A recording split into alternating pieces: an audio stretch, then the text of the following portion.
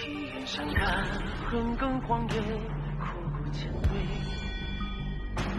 有一只被反举当先斗情切，普通天长街，筑不朽的执念，千战血也战，万人泪。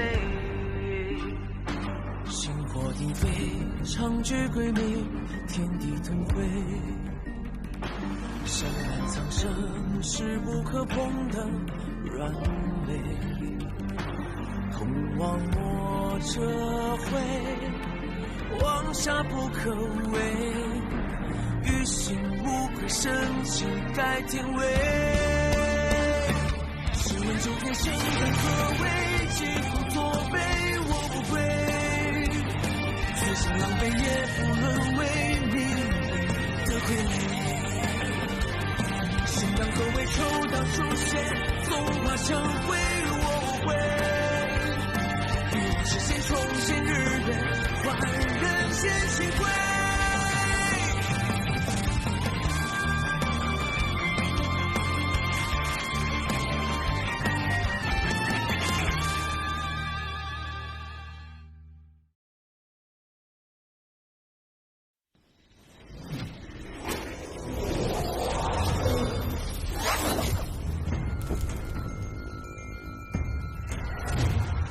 园林定破，血影千灯，起！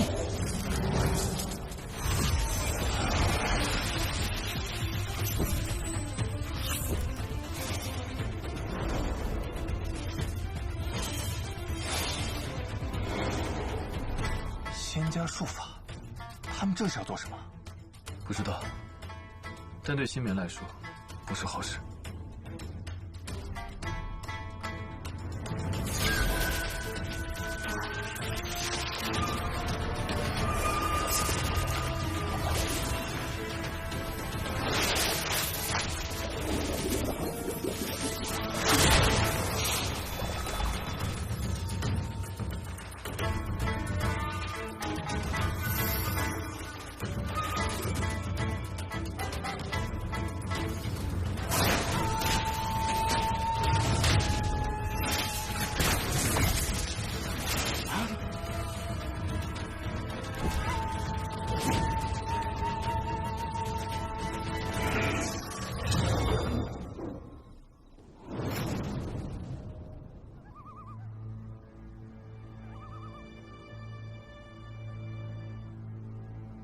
程颖，去。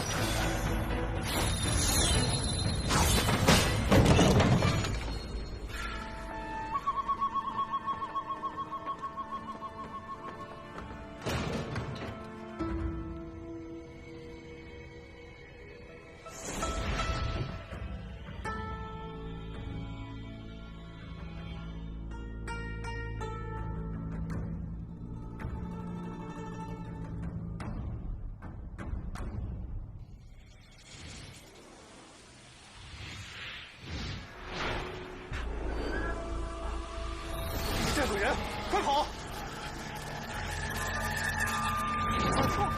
不要说，不要！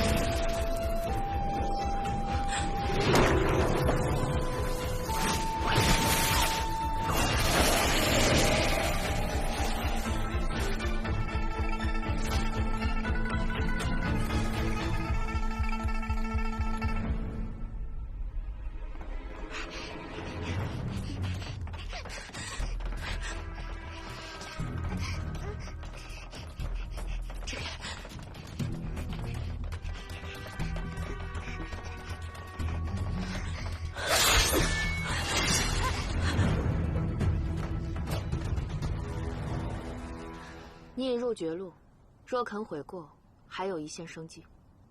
快走！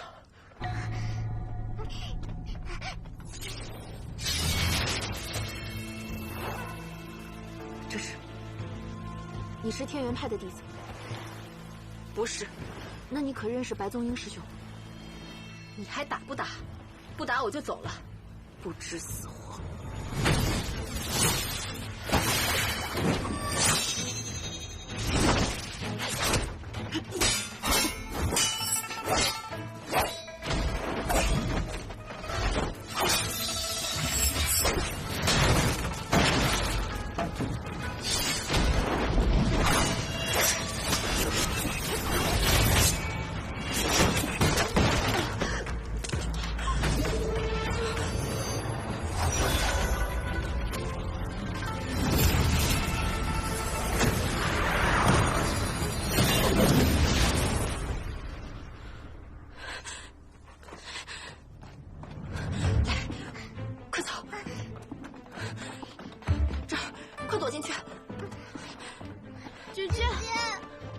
护不住你们，不要出声，快藏好，藏好。姐姐，阁下这么着急，这是要去哪儿啊？去找他，玩得开心。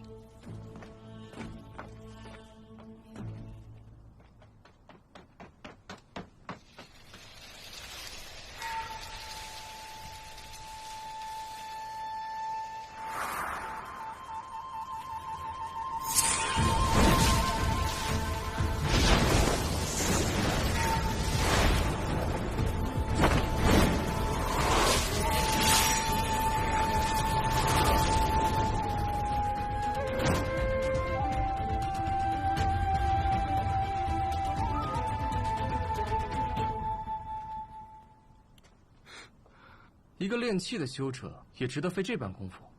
我劝你还是束手就擒，我时间可有限，师父还在等我回去。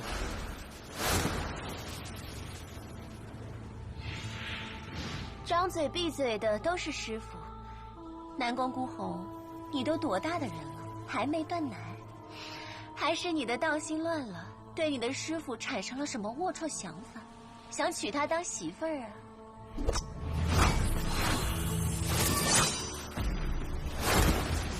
小仙子别怕，我不是要与你为难的，只是你杀了我教中的人，还毁了这件法器，我不得不将你带回去，给我的教众一个交代。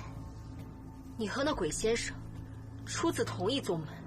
是啊，但我不想给他报仇，我只是不得不奉于命令对你出手。不如你乖乖跟我回去，我保证留你全尸。一丘之貉，讲道理都不听，那便只能动手了。阁下可真是出了好大的风头啊！破了我的阵法，还扫了仙门的颜面，如今又想救下那个女子，怕是故意与我为难。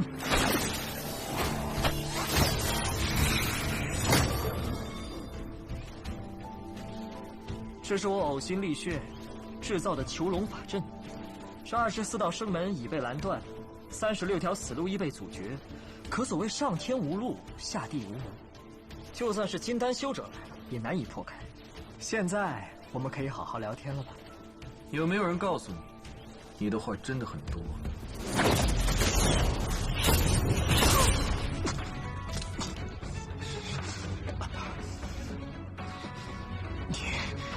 你究竟是什么位阶？没算过，但破你的阵足够了。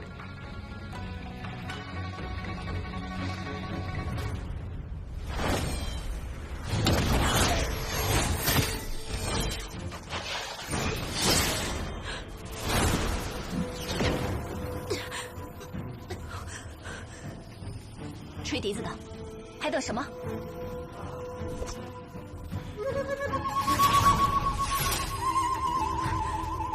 笨死，这都打不住。没有你，我早拿下他了。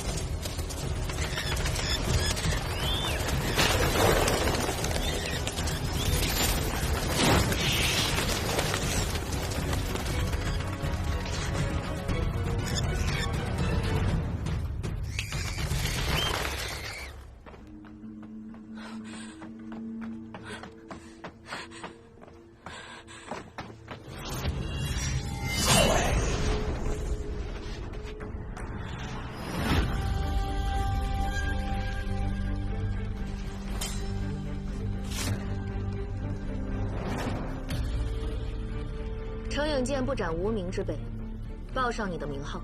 你废话真多。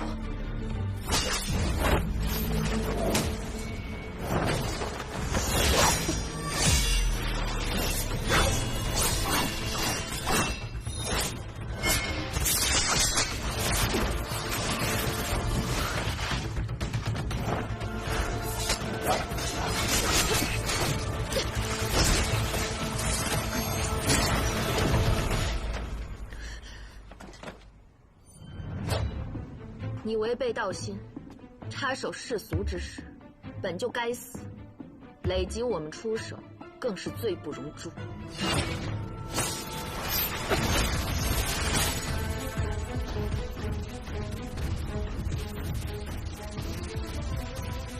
还不认输？没死就不算输。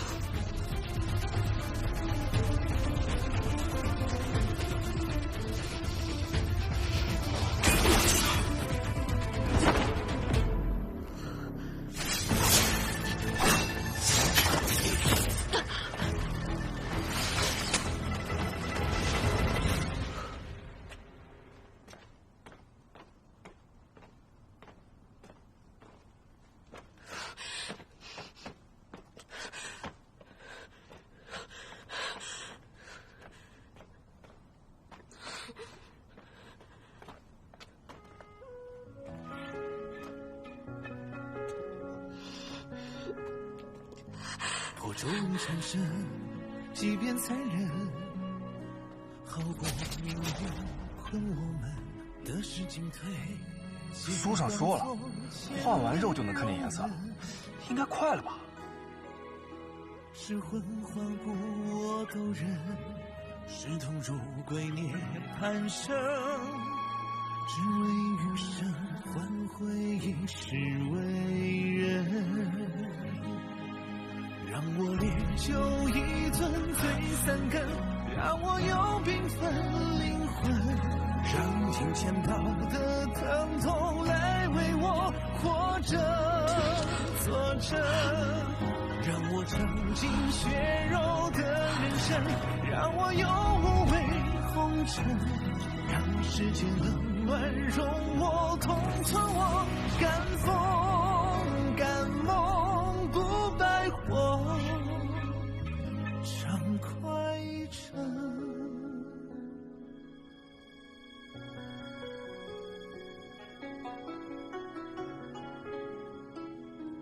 破皱纹缠身，即便残忍，好过命运困我们的是进退，皆当作千年容忍。众口铄金，积毁销骨。我们虽然接触不多，但我觉得你跟外面说的并不相同。如果你真是个贪财怕势之人，为什么不来求我帮忙？毕竟在世俗眼中，我也是个修行者。你不想活吗？让世间冷暖容我同存我敢风敢梦不败火畅快成。中不中啊？不中。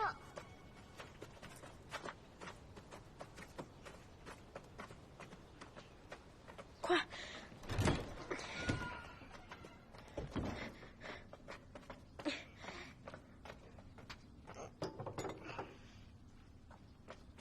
咦，这是什么？好像是药。药是给姐姐治伤的吗？谁给她的？不知道，药不能乱用，都不知道是哪儿来的，万一是毒药呢？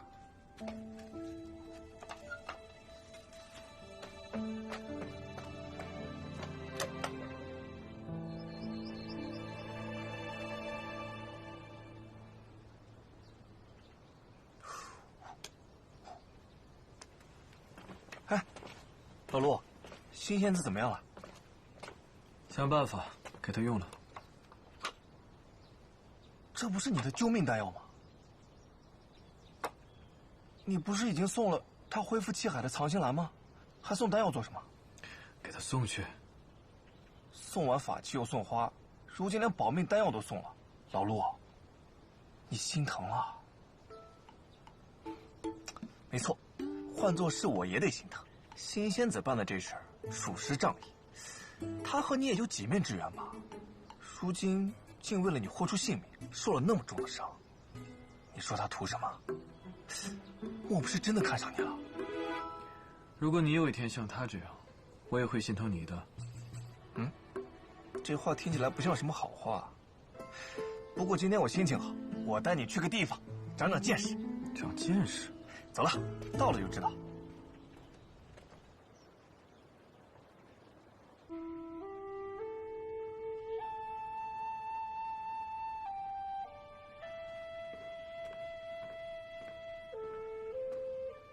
我师兄他走了。是。林少宗主留信一封，说是灵台顿悟，恐劫难将至，先回师门闭关了。金师兄刚进城，可有什么发现？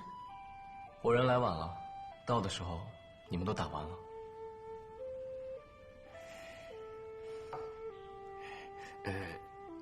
两位仙师，那林仙师是不是畏惧那妖女的淫威，临阵脱逃了呀？你当那女修是什么厉害人物？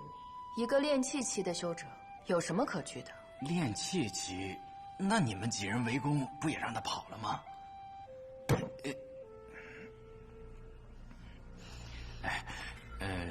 本官知晓几位仙师的能力非凡，只是夜长梦多，那妖女还在外面，总归是不放心的。不如给几位宗门长老去个信，请他们出手相助，也好早点解决这摊子糟烂事儿。他也配我师尊出手？配不配不是紧要的，最紧要的是如何捉住那妖女。当初朝廷可是与12仙门订立过契约的，朝廷允许仙门存在，收徒传道，自建宗派，但仙门也得帮助朝廷维持秩序，不得令任何修者入世，干预王朝的运转。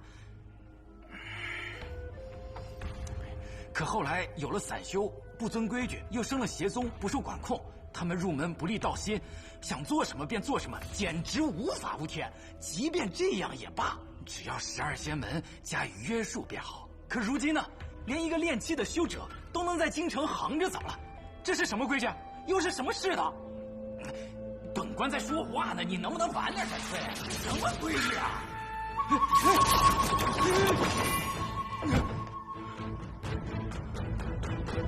大人坐稳。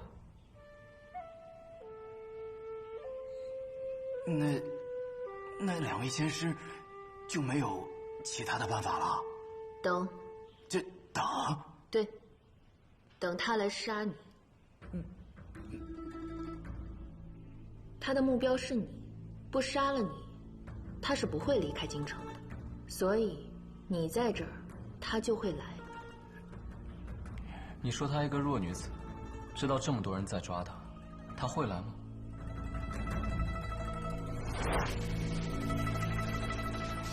还不认输？该死，就不算输。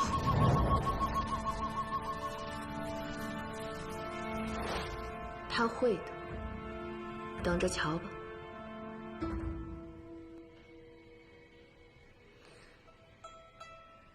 你也不必哭丧着脸，有我们在，你的这颗脑袋会安然地挂在你的脖子上的。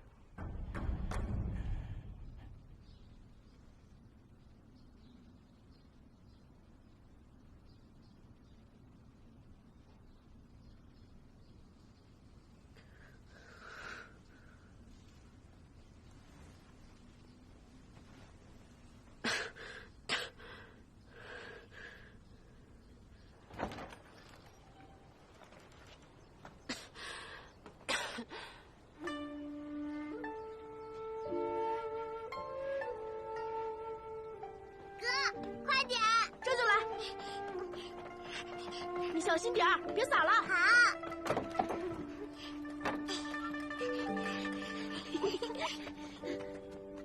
仙子，你醒了？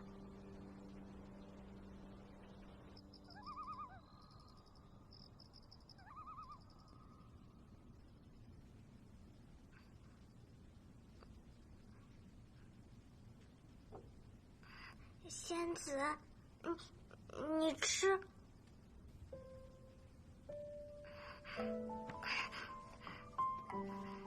这是我和哥哥刚从树上摘下来的，不脏的。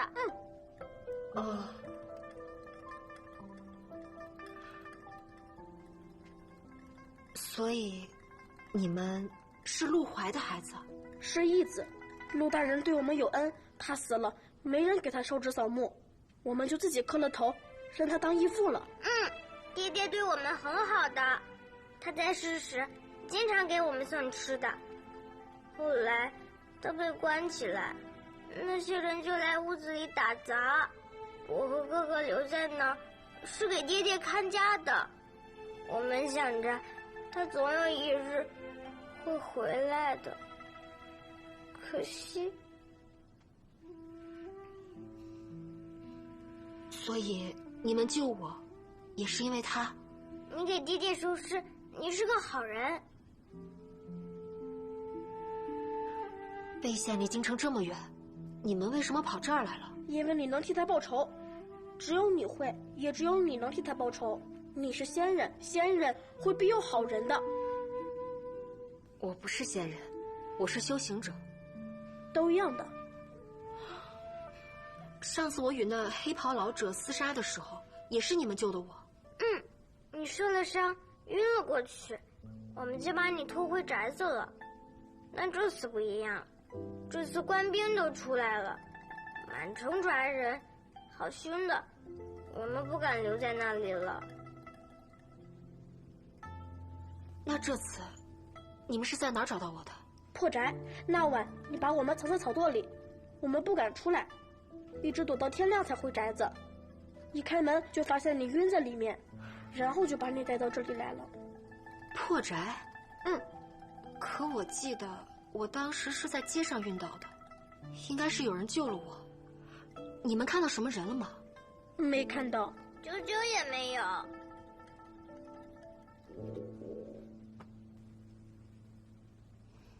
你们没吃饭？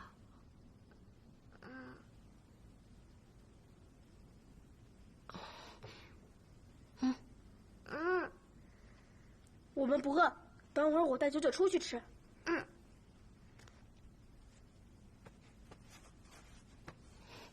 来，先吃一个。谢谢仙子。之前不是叫我姐姐吗？以后依旧这么叫吧。我们听说你是义父的夫人，可我们跟了义父这么久，也没看过他成过亲。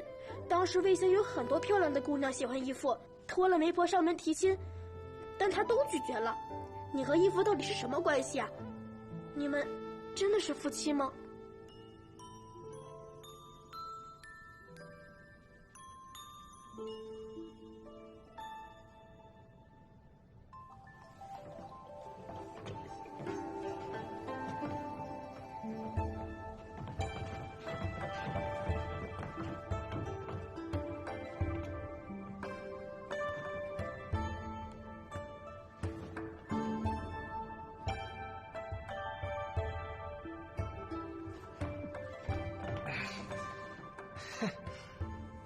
老陆，别光喝酒，过来啊！这就是你不帮我送药，也要带我来，长的见识。对啊，今儿的醉仙楼被我包下来了，心交火树，红莲万蕊，舞姬娇媚，乐曲缠绵，有酒饮，有画赏，人生如此，夫复何求啊！那也要求得到才算啊！这种地方，对我来说，除了潮儿，就是闹眼。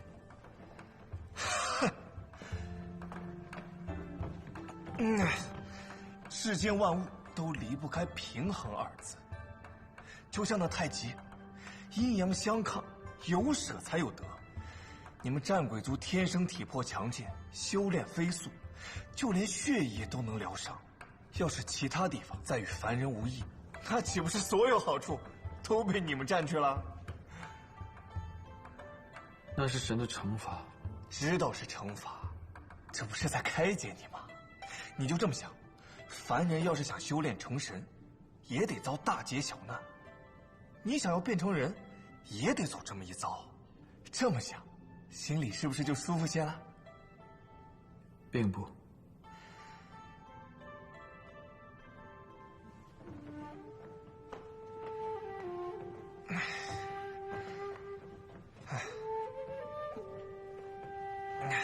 我知道，战鬼人残暴嗜杀，身体强健，却毫无痛感，自己不疼，也不在乎别人流不流血，于是疯狂。万物入口皆腐臭难闻，可为了生存，却要日日下咽。别人眼里的珍馐佳肴，于战鬼人而言，却如同泔水一般。于是极恨，也知白天黑夜，也有四季更迭，却夜夜无法安眠。终其一生，不得一梦，于是焦灼。都说世上色彩万千，斑斓艳丽，可看不到，也是一样的了无生趣。红粉佳人与修罗恶鬼，繁华盛世与阿鼻地狱一般无二。于是冷血。这样的人生，对于你来说，可能毫无意义。但现在，你已经找到办法了，只要通过换皮、换肉、换骨、换血、换心这5关，你就能脱胎换骨，再世为人了。老陆，你已经可以安睡，也即将看得见颜色。你和别的战鬼人不同，你的阿鼻地狱已经有一束天光了。来，今天我就提前教教你，这世上都有什么样的颜色。远山寒带细舒扬，粼粼似弦竹霞商。老陆，这是远山带。谢公子夸奖。苦涩浅浅米汤浇，风吹到手金盏摇。这是米汤浇，这是金黄。四月青梅如豆大，林间枇杷正肥时。但这不是枇杷，也不是青色梅子。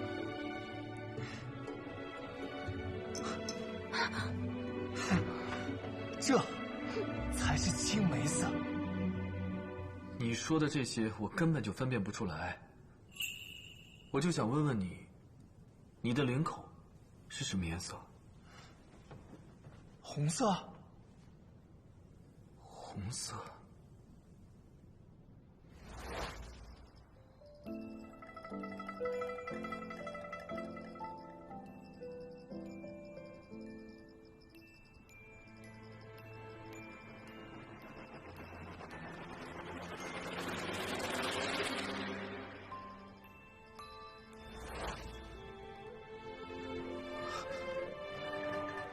老陆，你能看得见红色？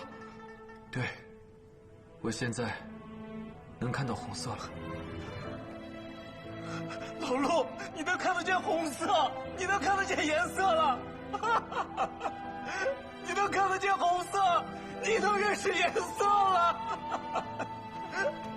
老陆，红色。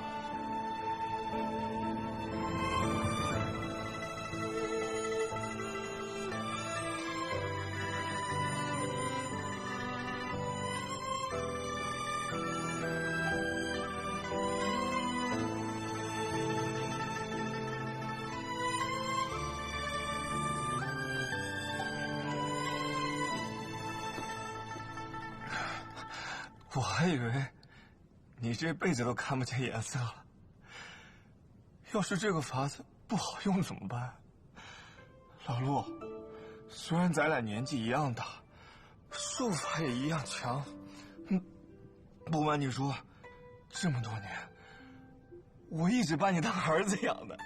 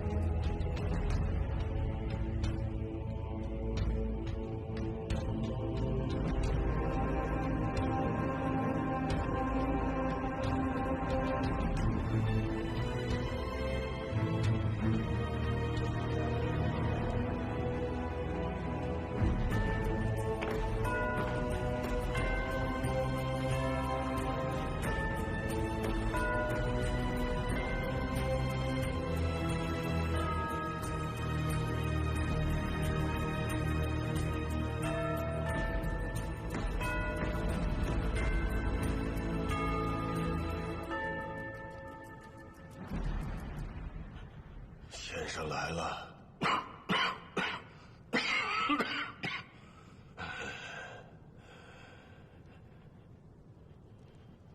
你别今年，先生还是原来的模样，一点都没变。这宫廷也没变，连块砖瓦都没碎裂。都说岁月匆匆催人老，可被这时光洪流带走的，似乎只有朕一人。时光匆匆，皮囊衰老，无可避免吧？先生说的是。来，你快请坐。知道你来京城，朕特意命人取了乌泉山的冷酒，提前在冰窖里冰了2个时辰呢。先生当年最喜欢这酒的滋味，你快尝尝，这味道可有改变？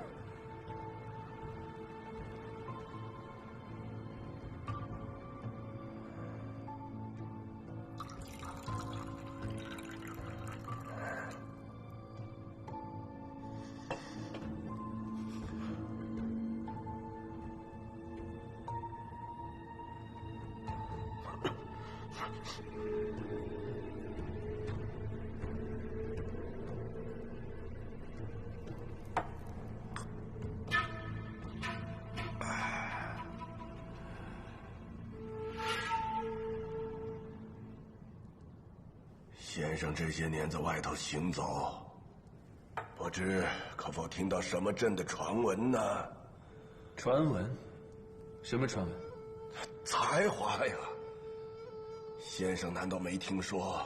世人皆说朕书画双绝，金石书法，诗词无一不精，笔力雄奇飘逸，俊逸若仙。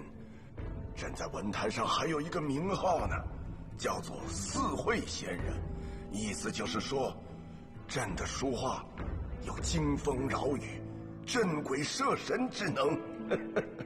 先生难道不知？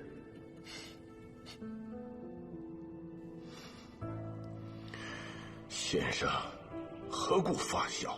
我没别的意思，只是我这些年已经很少写字作画了，对这些事了解的不多。是吗？原来如此。当年一别，朕想先生该是改了名姓，可先生才华绝代，书法画作都是当世之冠，若有所出，定会一鸣惊人。朕便也专注此道，命人收集了大量的字画，可一直没有先生的消息。人生聚散，就好像是云边孤雁，水上浮萍。你不用太过于执着。是啊，我也是这么想。可先生向来一诺千金，说过的话绝无更改。可是先生，这一次，你为何回来了呢？啊？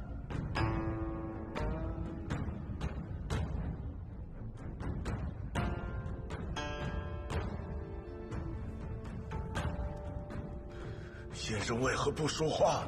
你想听什么？什么都好啊。你我师徒2人多年未见，难道不该忆忆往昔岁月，叙叙别后离情，聊聊故人，谈谈今朝吗？莫非先生已经没什么话想跟朕说了？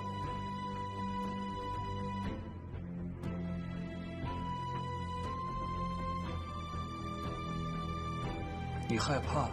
怕？哼，朕怕什么？是啊，你有什么好怕的？现在你已经获得了你想要的一切，锦绣江山，亿万子民。你现在坐在那个位置上，还有什么好怕的？当年我扶你上位，纯属巧合，我凑巧入了宫，与你师徒一场。偏偏那个时候，我看你还算顺眼。偏偏那个时候，宫内从上到下太不成样子，于是我便送你一程。我不求任何回报，我早就跟你说过了，你坐稳了皇位，便对我起了杀心。但你知道我不是一个凡人，所以根本杀不了我。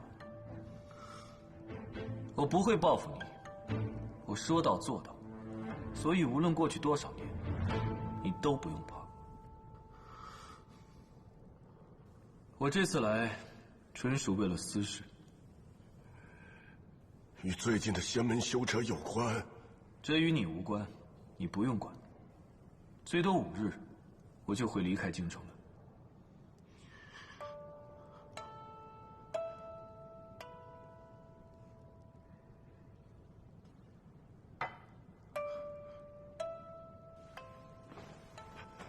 先生，先生，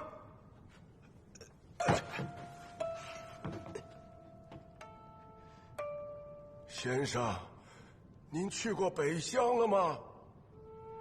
当年你做了一幅画，孤山万丈，大雪绵延。你说北乡的日头很好，又灿又烈，一朝升起如大地铺金。你说早晚有一天，你会亲自去看看。你当年说你也要去，是。那你去了吗？不怕先生笑话。朕小时候读书，只觉我朝疆土广阔，富有四海。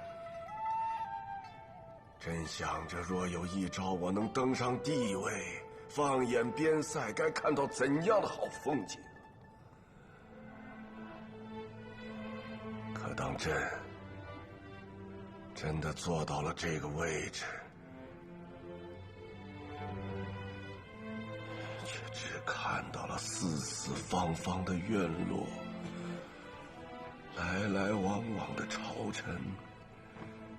朕也很想出去走一走，可却怕丢了这把椅子。这把椅子，可是先生，你一路背着朕，踏过风雪，走过暗巷，经历了无数的阴谋算计、血腥与肮脏才抢来的。若是丢了，再也没有任何一个人